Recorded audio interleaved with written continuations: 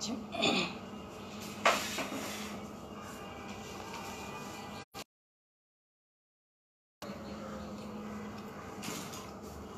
সকাল প্রিয় ছাত্রছাত্রীরা, আশা করছি ভালো আছো, নিরাপদে আছো। আজকের ক্লাসে তোমাদের স্বাগত জানাচ্ছি। আমি জায়দা পারভিন, সহকারী অধ্যাপক, বাংলা।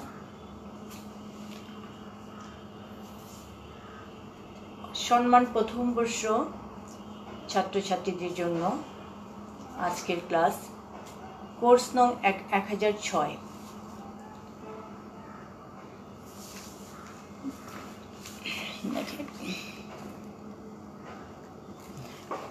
এইখানে আমাদের 4টি বিষয় আছে: রূপতত্ত্ব, রসতত্ত্ব, ছন্দ, অলঙ্কার।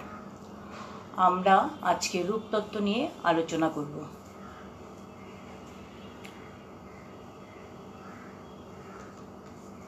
রূপতত্ত্ব বলতে বোঝানো হয়েছে সাহিত্যের রূপ।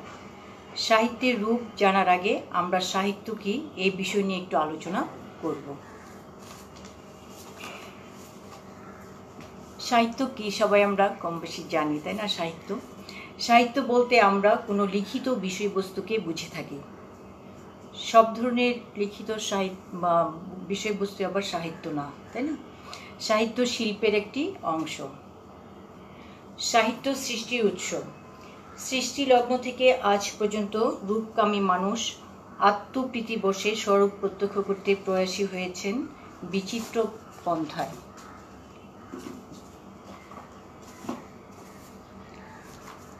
আত্মরূপ দর্শনের প্রবণতা মানুষের সহজাত। আয়নায় নিজের রূপ দেখে মানুষ তৃপ্ত হতে পারেননি, তাই অবিকল রূপ তার অনিবার্য প্রত্যাশা পূরণে পর্যাপ্ত বিবেচিত হয়নি।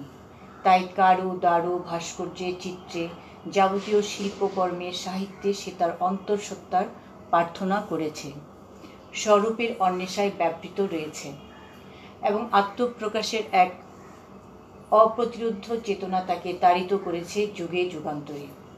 রবীন্দ্রনাথ বলেছেন,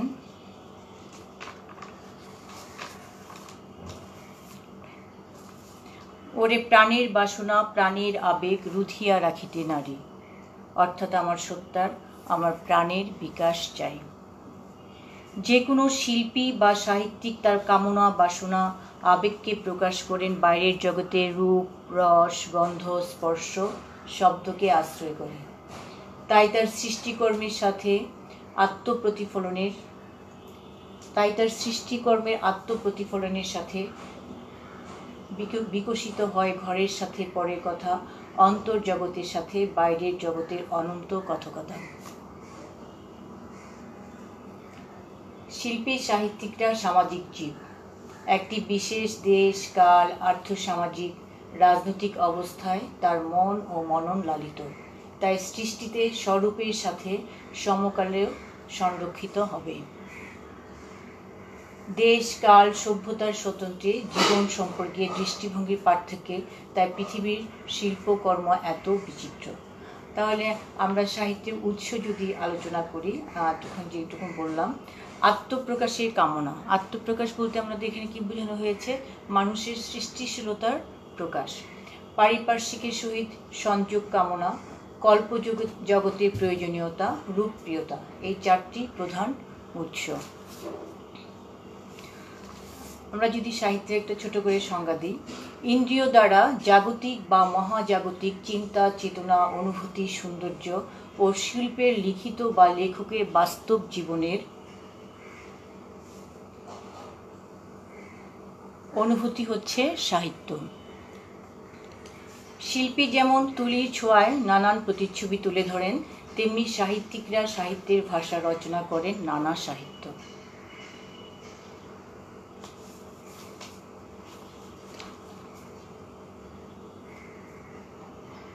আমরা এখন সাহিত্যের রূপতত্ত্ব নিয়ে আলোচনা করব। সাহিত্য বিশাল পরিধির একটি বিষয়। অনেক রকম উদ্ভিদ নিয়ে যেমন বাগান তৈরি হয়, তেমনি বিভিন্ন রকমের সৃষ্টিকর্ম নিয়ে সাহিত্য সৃষ্টি হয়, যেমন কবিতা, নাটক, গল্প, উপন্যাস, প্রবন্ধ।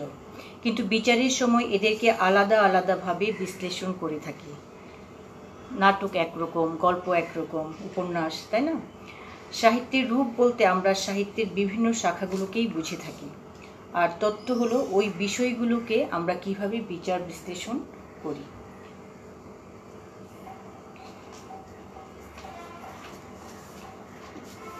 তাহলে আমরা সাহিত্যের রূপগুলো সম্পর্কে জানলাম। কি সাহিত্য হচ্ছে একটা বাগানের সাথে তুলনা করা যায়। বাগানে যেমন অনেক রকম উদ্ভিদ থাকে, যেমন গোলাপ ফুলের গাছ, বেলি ফুল, তাই না? এক একটা ফুল এক এক রকম। ঠিক তেমনি সাহিত্যের শাখাগুলো এক একটা এক এক রকম। সেগুলো আমাদের কি করতে হয়, আমরা সেগুলো দেখলেই বুঝতে পারি যে এটা কবিতা, এটা গল্প, এটা উপন্যাস, এটা নাটক। হ্যাঁ, আর এই রূপগুলোই আজকে আমাদের আলোচ্য বিষয়। আমরা আজকে আমাদের এখানে রূপতত্ত্বে আলোচ্য বিষয় হচ্ছে কবিতা, উপন্যাস, ছোট গল্প, নাটক, প্রবন্ধ। আমরা এগুলোর সাথে মোটামুটি পরিচিত, আমরা ক্লাসেও পড়িয়েছি। আজকে আমরা কবিতা নিয়ে আলোচনা করব।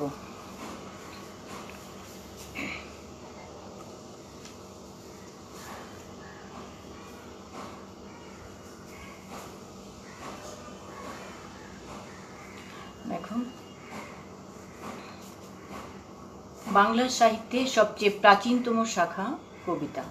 শুধু বাংলা সাহিত্যে নয়, বিশ্ব সাহিত্যেরও প্রাচীনতম শাখা হলো কবিতা। প্রাচীন ও মধ্যযুগের সমস্ত সাহিত্য প্রকরণ ছিল কাব্যধর্মী।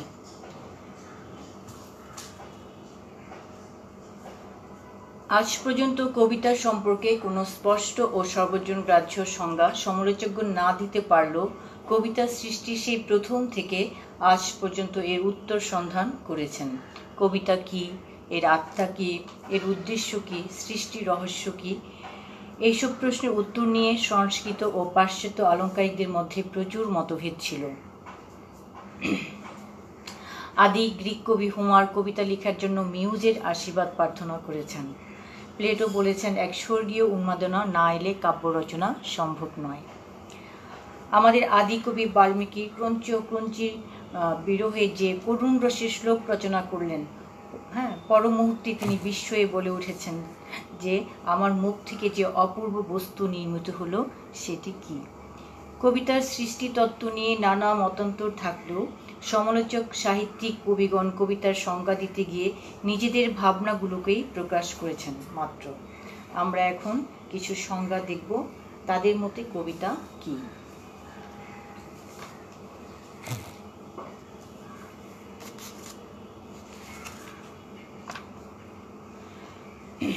যেমন বিশ্বখ্যাত মনীষী ও সমালোচক কোলরিজ তিনি বলেছেন কবিতার সম্পর্কে, poetry is the best words in the best order. অর্থাৎ শব্দের সুনিয়ন্ত্রিত অর্থাৎ অপরিহার্য শব্দের অবিসম্ভাবী বাণীবিন্যাসী কবিতা। হ্যাঁ, তাহলে কি আমরা কি বুঝতে পারলাম অপরিহার্য শব্দ বলতে কি বোঝানো হয়েছে? মানে কবিরা যখন কবিতা লিখেন তখন তাদের চোখের সামনে অনেকগুলো শব্দ এসে ভিড় করে, সেখান থেকে যেটা প্রয়োজন, খুবই ইম্পর্টেন্ট, সেই বিষয়টাকে বলা হয়েছে অপরিহার্য শব্দ। আর অবিসম্ভাবে বাণীবিন্যাস, অযত্নে বিন্যস্ত কি কাব্য হবে না, কবিতা হবে না। বাণীবিন্যাস বলতে এখানে ছন্দকেই বোঝানো হয়েছে। তাহলে আমরা এই সংজ্ঞা থেকে পেলাম কি শব্দ আর হচ্ছে ছন্দ। তারপর টি.এস. ইলিয়ট বলেছেন, poetry is written with excellent words in excellent arrangement and excellent meter. যথোচিত ছন্দ এবং সর্বোত্তম শব্দের সুবিন্যস্তকরণই কবিতা। একই রকম অনেকটা, তাই না?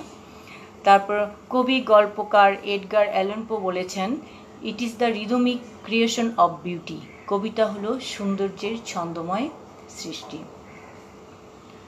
আমাদের বিশ্বকবি রবীন্দ্রনাথ ঠাকুর কবিতা সম্পর্কে বলেছেন, অন্তর হতে আহরি বচন, আনন্দ লোক করি বিরোচন, গীত রসধারা করি সিঞ্চন, সংসার ধুলি জালে। রবীন্দ্রনাথের উক্তি থেকে বোঝা যায় কবি নিজের অন্তর হতে বচন বা শব্দ সম্ভার সংগ্রহ করে আনন্দলোক সৃষ্টি করেন, অর্থাৎ অতি সাধারণকে অসাধারণ সৌন্দর্যমণ্ডিত করেন এবং যা শুধু ভাবময় বিধেয়ী তাকে শরীরী বা রূপময় করে তোলেন। আমরা আরেকটি সংজ্ঞা দেখি।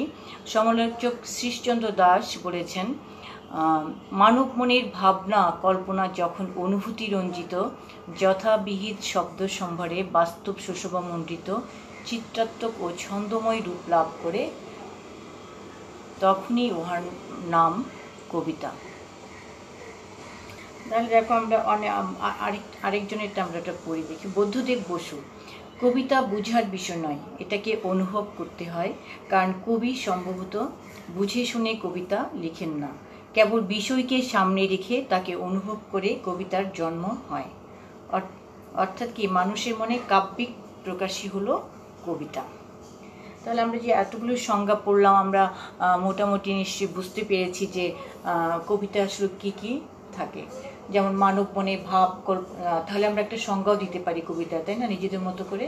মানব মনে ভাব কল্পনা যখন অনুভূতি রঞ্জিত যথাবিহিত শব্দবিন্যাস অর্থ ব্যঞ্জনায় ছন্দময় রূপ পরিগ্রহ করে, তাকে আমরা কবিতা বলি।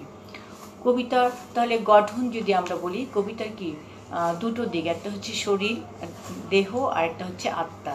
শরীর বলতে এখানে বুঝিয়েছে শব্দ দিয়ে কবিতার শরীর গঠন করা হয়, আর অর্থ দিয়ে উপলব্ধি করা হয়, অর্থাৎ তিনি কি ভাব প্রকাশ করেছেন।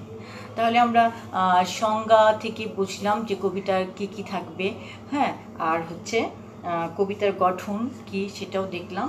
এখন আমরা এই ছন্দর আলোকে আমরা কবিতার কিছু বৈশিষ্ট্য দেখব।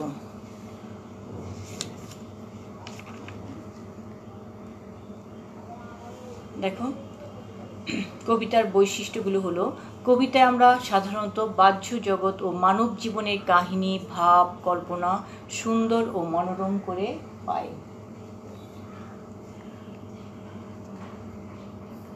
তাহলে আমরা বুঝতে পারলাম আমাদের বাস্তব জীবন, মানব জীবনের কাহিনী, সেটা কি কল্পনার রঙে, অর্থাৎ বিষয় হচ্ছে আমাদের বাস্তব জীবন ও জগৎ। কবিতা ভাবকে রূপে পরিবর্তন করে, ভাব হতে রূপে অবিরাম যাওয়া আসার তত্ত্বই কবিতায় প্রকাশিত। কবিতার চিরন্তন আবেদন আমাদের অন্তর্নিহিত সৌন্দর্যবোধের কাছে, তা ভাবসঞ্চারী বলে আমাদের মনে বিচিত্র রস উদ্দীপন করে। বৈজ্ঞানিক ও দার্শনিক বিচারের দ্বারা সে সত্যকে প্রতিষ্ঠিত করেন, তা অসুন্দর হলেও সত্য, কিন্তু কবি কল্পনা বলে যে সত্য আবিষ্কার করেন তা সুন্দর হতে বাধ্য। কল্পনা থাকবে, কল্পনার রং দিয়ে তিনি কি করেন, তার মনের ভাবটাকে প্রকাশ করেন। কবিতার একটি বিশেষত্ব কবিতায় ব্যবহৃত ছন্দ, তবে এই ছন্দ বলতে অন্তমিল সম্পূর্ণতাকে বোঝায় না। কবিতার ছন্দ এক ধরনের রিদম বা ছন্দ স্পন্দন, যাকে কবিতার ভাষায় সঙ্গীত ধর্ম বলা যেতে পারে। এই ছন্দ স্পন্দনে থাকে তাল ও লয়ের সৌন্দর্য সুষমা, যা কবিতায় আবেগী, কল্পনাশ্রয়ী এবং ভাব প্রকাশে উপযোগী। হ্যাঁ, তাই আমাদের সংজ্ঞার সাথে কিন্তু আমাদের কবিতার বৈশিষ্ট্যগুলো মিলে গেল। আচ্ছা, এই যে কবিরা যে কবিতা রচনা করেন, এটা কি কোনো উদ্দেশ্যকে সামনে রেখে, কোনো কি উদ্দেশ্য আছে কবিতা রচনার পিছনে? দেখো, কবিতার উদ্দেশ্য, কবিতা বা কাব্যের স্বরূপের মতো উদ্দেশ্য অত্যন্ত প্রয়োজনীয় একটি বিষয়, কারণ কাব্য বা কবিতার স্বরূপ তার অন্তর্নিহিত উদ্দেশ্যের সঙ্গে ঘনিষ্ঠভাবে সংযুক্ত। তার কি সে উদ্দেশ্যটা কি? দেখো, আমরা যদি এখানে একটা প্রমোদ চৌধুরীর সাহিত্যের খেলা প্রবন্ধে তিনি বলেছেন, এখানে সাহিত্য নিয়েই তিনি আলোচনা করেছেন, সাহিত্য কী, এর উদ্দেশ্য কী, এর লক্ষ্য কী। তো সেখানে তিনি বলেছেন সাহিত্যের উদ্দেশ্য আনন্দ দেওয়া, কারো মনোরঞ্জন করা নয়, কারণ মনোরঞ্জন করতে গেলে সাহিত্য স্বধর্মচ্যুত হয়ে পড়বে। অর্থাৎ কবিতার আত্মতৃপ্তির জন্য, নিজের মনের আনন্দের জন্যই কী করেন, সাহিত্য রচনা করেন। আচ্ছা, এই সময় সমালোচকগণও কবিতার উদ্দেশ্য নিয়ে বলেছেন, যেমন অ্যারিস্টটল বলেছেন আনন্দানুভূতিকেই কাব্যের উদ্দেশ্য রূপে গণ্য করেছেন। রবীন্দ্রনাথ একে অপ্রয়োজনীয় আনন্দ বলে অভিহিত করেছেন। বঙ্কিমচন্দ্র কাব্যের মুখ্য উদ্দেশ্য সৌন্দর্য সৃষ্টি এবং গৌণ উদ্দেশ্য চিত্ত শুদ্ধিজন বলে মত পোষণ করেন। অর্থাৎ কবিতার উদ্দেশ্য বলতে আমরা কি বুঝতে পেরেছি, যে কবিতার উদ্দেশ্য পুরোটাই কবির একান্ত নিজস্ব ব্যাপার, তাই না? কোনোভাবে এখানে নীতি প্রচার, শিক্ষাদান, রাজনীতি, সমাজনীতি প্রচার করা যাবে না। অর্থাৎ আমাদের কি করতে, কবির কাছে সৌন্দর্যই পরম সত্যরূপে পরিগণিত এবং কল্পনায় তিনি তিনি সত্য বলে প্রত্যক্ষ করেন, তাই সুন্দর। এই সৌন্দর্য সৃষ্টি কাব্যের প্রধান উদ্দেশ্য। তাহলে আমরা কি করলাম? সৌন্দর্য সৃষ্টি মানে নিজের মনের আনন্দ, নিজের মনের পরিতৃপ্তির জন্যই কি করেন? কবিরা কবিতা লেখেন। আর যদি অপরের মনোরঞ্জন করতে যান তাহলে কি হবে? সেটা তার সাহিত্য হবে না, সেটা স্বধর্মচ্যুত হয়ে যাবে। ঠিক আছে, তাহলে আমরা কবিতার সংজ্ঞা দেখলাম, বৈশিষ্ট্য, উদ্দেশ্য। হ্যাঁ, কবিতার প্রকারভেদ আমরা জানি। কবিতা কি? দুই প্রকার, মন্ময়ী কবিতা আর তন্ময় কবিতা।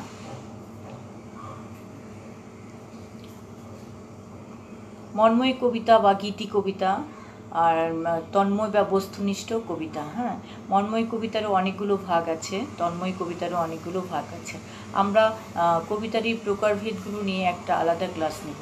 ঠিক আছে, আমাদের আসলে কবিতার যে আমাদের এই রূপতত্ত্বে যে টাইপের প্রশ্ন আসে, যেমন কবিতা কাকে বলে, কবিতার বৈশিষ্ট্য, উদ্দেশ্য, এই প্রকারভেদগুলোর মধ্যেও আসতে পারে। গীতি কবিতা কাকে বলে, বৈশিষ্ট্য, এইরকম প্রশ্ন আসে। হ্যাঁ, তা আমরা এখানে অনেকগুলো আমাদের পড়তে হবে, যেমন গীতি কবিতা, এগুলো সনেট, মহাকাব্য, এগুলো আমাদের বড় প্রশ্নের জন্য ইম্পর্ট্যান্ট।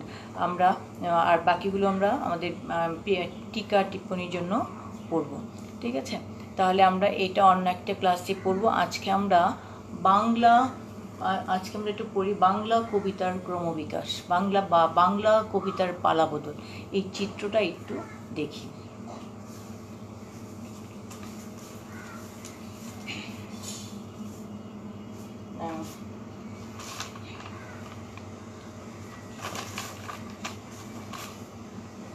দেখো না,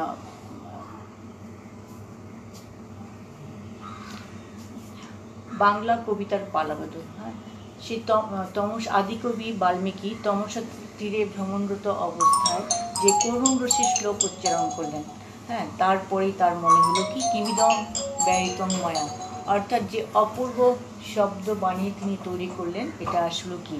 তখন তো কি শুরু হয়েছে কাব্য তত্ত্ব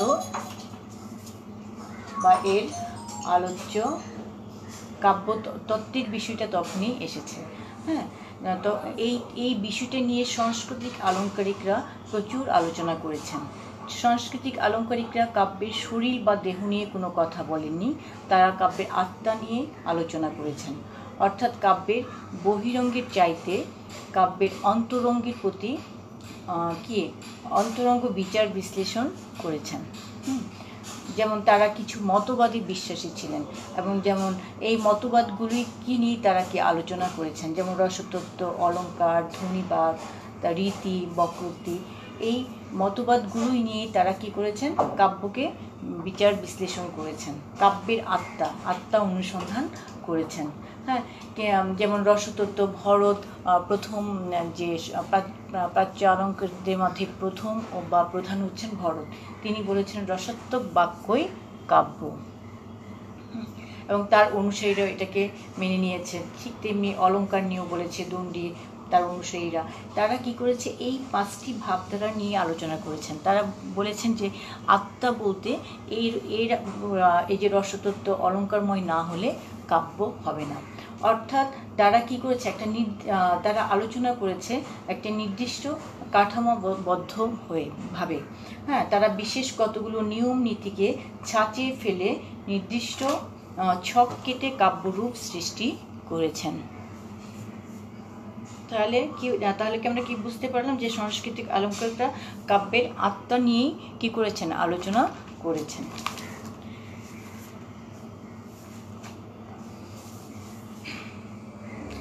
দেখো, তাদের এই আলোচনা অষ্টাদশ শতাব্দী পর্যন্ত ছিল। হ্যাঁ, এরপরে পাশ্চাত্য সাহিত্যের সাথে পরিচয়ের ফলে বাংলা কাব্যে একটা নতুন রূপ সূচিত হয়েছে।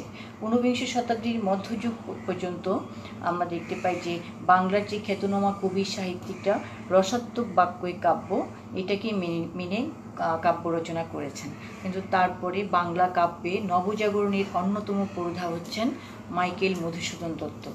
বাংলা সনেট ও অমিত্রাক্ষর ছন্দে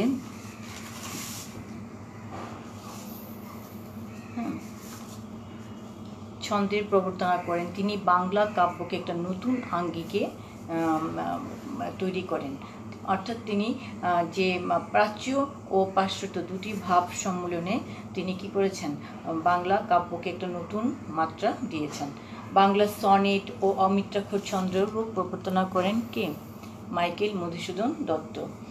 এরপর যেমন তিনি তার তখন কাব্যের গঠন কৌশল, প্রকরণ কৌশলের পরিবর্তন দেখা যায়। যেমন পয়ারের কি, পয়ার বলতে আমরা ৮৬ মাত্রা বিভাগেরকে বুঝাই। চণ্ডীদাস কৃত্তিবাসের সময় থেকে এই পয়ার বাংলা ছন্দে প্রাধান্য পেয়েছে। মধুসূদন তার অসাধারণ প্রতিভা বলে পয়ারের বেড়ি ভেঙে বাংলা কাব্য সাহিত্যের প্রবর্তন করেন অমিত্রাক্ষর ছন্দ। এর ফলে বাংলা কাব্য ছন্দের বন্ধন থেকে মুক্ত হলো। ঠিক আছে। তারপরে আমরা দেখতে পাই আরেকজন কবির বিহারীলাল। বিহারীলালকে বলা হয় আধুনিক বাংলা গীতি কবিতার পুরোধা। তিনি বাংলার প্রচলিত ধারায় রদবদল ঘটিয়ে নিবিড় অনুভূতি প্রকাশের মাধ্যম হিসেবে গীতি কবিতার প্রবর্তন করেন। সংস্কৃত ইংরেজি সাহিত্যের দ্বারা প্রভাবিত হলেও নিজস্ব রীতি ফুটে উঠেছে তার কাব্যগ্রন্থে।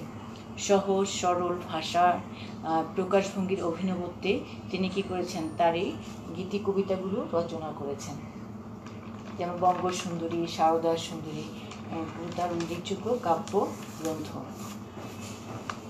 তার কবিতার বিষয়গুলো এত সহজ সরল, মনে হয় যে আমাদের চারপাশে দিকে তাকালে মনে এরকম একটা অনুভূতি। যেমন ধরো একটা কবিতা আমরা যদি একটু পড়ি, সর্বদাই হু হু করে মন, বিশ্ব যেন মরুর মতন, চারিদিকে ঝালাপালা, কি জ্বলন্ত জ্বালা, অগ্নিকুণ্ডে পতঙ্গ পতন। তারপরে বিহারীলালের পরে আমরা যদি রবীন্দ্রনাথের কাছে আসি, রবীন্দ্রনাথ তো বিশাল ব্যাপার, তাই না? রবীন্দ্রনাথের সমগ্র জীবনের প্রেক্ষাপটে তার কবি মানস ও সাহিত্যকর্মের স্বরূপ অনুধাবন সম্ভব। জীবনের পর্বে পর্বে তার জীবন জিজ্ঞাসা ও সাহিত্যাদর্শের পরিবর্তন ঘটেছে।